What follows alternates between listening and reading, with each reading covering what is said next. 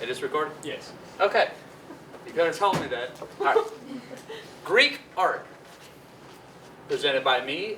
The presentation itself, made by Will. Editing was done by Tim, and the research was done by Cole. Although for Will and Cole, I had to help in a little. There's a lot to do. We got a Greek piece here, although technically, I will have to point this out numerous times throughout this. This is not an actual Greek piece, if you would. This is actually a Renaissance piece used to replicate a Greek style. So it focuses on a Greek subject, of course, a Greek mythology and everything. But this was a Renaissance piece originally. What is it? Greek art is a term used to describe the art created during the reign of the Greek Empire from roughly 1200 BC to 600 CE, although a lot of that was carried by the Roman Empire towards the latter years. And the art during this period covers a broad range of mediums, ranging from painting, pottery, and sculptures, of course. Although sculptures sort of stand out as the most exemplary, if you would, of Greek art. And the artwork itself takes a large influence from the Mesopotamian and Egyptian art styles of previous times, if you would, which is especially seen in the aspects of sculpting here, as they move more from the simple head bust to full body bust to full body sculptures. As you can see here, it's a more refined style of things like Egyptian art, which were already refined styles of very early prehistoric art, adding more eccentric influences to the already simplistic designs of it.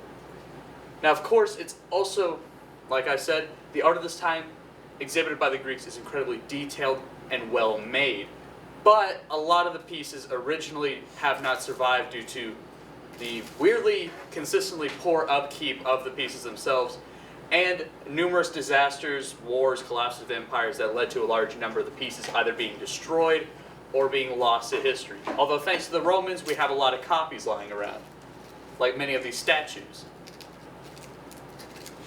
When was it used? There's 4 periods to really understand Greek art. It's more or less broken down over the reign of the empire itself. The art exhibited in Greece is important to notice how the Greek Empire itself changed. Of course, we have the geometric art style. It's more or less a very early, very rough style. It's more or less referred to as the Greek Dark Ages, if you would, considering the very simple geometric designs that have fallen very close to the prehistoric designs. Then we move to the archaic designs, which is where we see a characterized move towards realistic designs and very large Mesopotamian influence. The classical period. This is the one with a lot more pieces to it. Movement recognized by its emphasis of naturalistic poses and proportions, and a depiction of real people, if you would, to heavily emphasize the skill of Greek craftsmanship. And then we get to the Hellenistic era.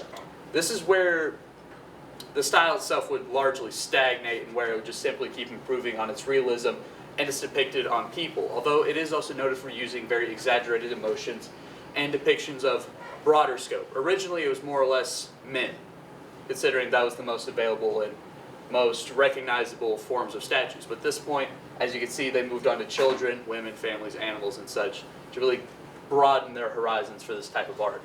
Where was it used? This map, made in the 1700s, roughly categorizes what they believe the Greek Empire to have stretched to prior to the Romans. Now, Greek art was primarily exhibited during the Greek Empire, of course. But due to Greece's influential trade network and later adoption by the Romans, it would carry on far more than the actual empire itself, with pieces like this coin here, made by the Greeks, being as far found as Ikonono, Afghanistan. You know, very broad horizons for this place. Trivia. You get candy if you answer correctly. Now, architecture was also a very big cornerstone of Greek art. So, during this time, during the Greek art period, a number of styles would be developed for architecture. Mainly columns, considering how influential they were in architectural design and basic architectural practice. So, with that being said, what style of column do you see here? It's either a Doric, a Gilligan, a Corinthian, or an Ionic. Raise your hand if you'd like to answer. Corinthian. Nope. D. Ionic? Yep. Yep. Famous practitioners. We got more practitioners this time. We got Myron, a man who lived from 480 to 440 BCE, although because records were a little iffy around this time, it's hard to tell. Minor was a famous sculptor, known for his, of course, Dysballus statue, if you would. Very iconic piece, very replicated a number of times. Although much of Myron's works today exist as largely fragments, they don't have a complete piece, or Roman copies like this one. Phidias, or Phidias, depending on where you want to go. A man who lived in Greece between 493 and 430 BC. He is renowned in time for being a master sculptor. He's very well known for his pieces, especially with his work with gold and ivory, marble, etc., very fine metals. As we see here, a very rough image of what they believe the statue of Zeus, Phidias' masterpiece, looked like. He's also very well known for being one of the first to use what is known as the golden ratio in his statue design and artwork. Hence why we use the term Phi to describe it, considering it's named after him, Phidias. Although, despite this renowned style and everything, he would die in prison after serving time for embezzlement, weirdly enough. Lysippus, a famous sculptor who lived between 390 and 300 BC. He's well known as the personal sculptor of Alexander the Great. Although his artwork is very strange to categorize, considering the fact a lot of his pieces are hard to distinguish, given he had a number of students and he had very little in terms of defining aspects of his artwork. One of his more recent pieces we were able to actually find is known as the Victorious Youth. We pulled it from the ocean in the 70s, weirdly enough. I guess it survived pretty well. Spotlight. Let's take a look at some of the greatest masterpieces of, if you would, of Greek art and architecture. The wonders of the ancient world. We have the Temple of Artemis, the Colossus of Rhodes, and the statue of Zeus at Olympia. Now it's also important to note about all of these, when I say wonders of the ancient world, it largely refers to a pamphlet written in the early BC era by the Greeks for larger portions of the Mediterranean. Its scope was very small, and when you consider the fact that the Greeks wrote it themselves, it kind of makes sense why almost half of it is Greek stuff. I guess not to brag. Now you may be thinking to yourself, where are these? Considering you can't just hop on a plane and go find any of these. Well, that's an easy question. The Temple of Artemis burned down. Colossus of Rhodes collapsed due to an earthquake, and the statue of Zeus also burned down. Very unfortunate for a lot of these. Historical significance. The main point to draw from Greek art in terms of historical value is that it shows a rapid development for realism and very refined stylings of the very primitive artwork that you could describe for Egyptian and Mesopotamian cultures. It also served as a very good basis for a lot of following art styles such as the Roman art style, Gothic, and etc., considering its architectural influence.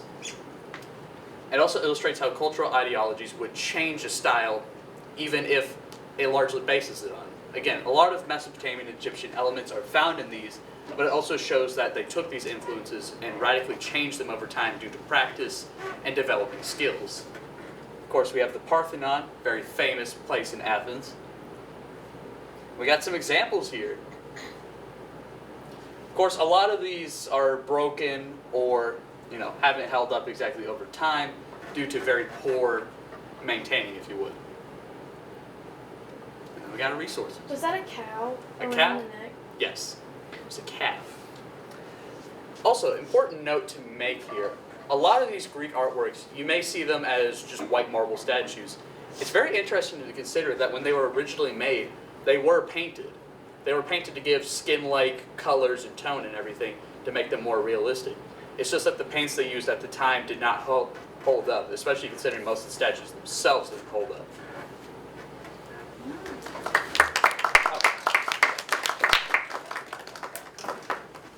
You ask questions, you get candy. So we got any questions?